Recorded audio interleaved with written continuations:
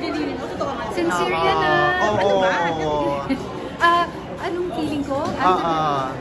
Kasi kailangan ko patayin si Feliz and then actually bawat character naman kailangan bigay mo yung best mo. Kasi para lagi ako may project also. And also because I owe it to, of course, to Sir Deo who trusted me with the role, to my director who keeps on guiding me, and my co-actors.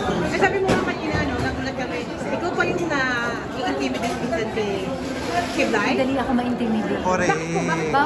Bawat project na pinapasukan ko, lagi ako natatakot. Hindi ko siya kayang gawin.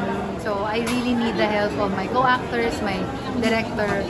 Ayun. How do you find her as an actress? Si Andrea. Guy.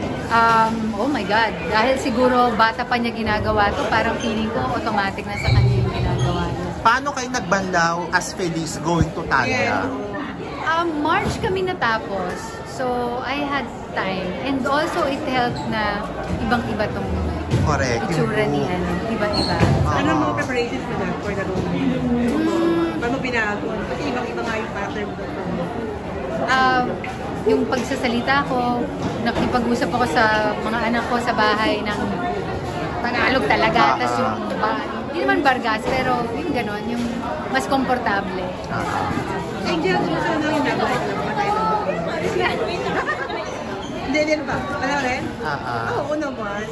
Miss Angel, maraming hindi makamove on sa ending ng Dirty Linen. Talaga? Ayaw ba nila? Oo. Hindi. Ang daming nabitin. May pasabog bang part 2 sa Pamilya Fierro at sa mga Avengers? Kasi part 2 eh. Oo. Well, we ended it that way para naman kung halimbawa nga na, I think it's nice. Ako, I'd be happy if there will be a part 2. Pero maganda na rin na iniwan mo siya na gusto pa siya ng mga tao, hindi sila nagsawa or hindi mo sila binigyan ng chance to feel, ay ano ba yan, diba? So, it's good. It's a good feeling that people want more of Dirty Linen. Nasa lang question, anong feeling showbiz crush ka ng mga babae? Ano no? Showbiz crush ka, girl crush ka. Ano na reaction mo ba? Mulera sila. Hindi totoo yun. Ano yung flattered na? Oo naman, syempre. Dahil yung mga nga sa'yo nakapagpapay. Oo naman. Actually, honestly, hindi ko alam. Every time, sinasabihin ako ng mga bata, gumising ka sa mga oh, thank you.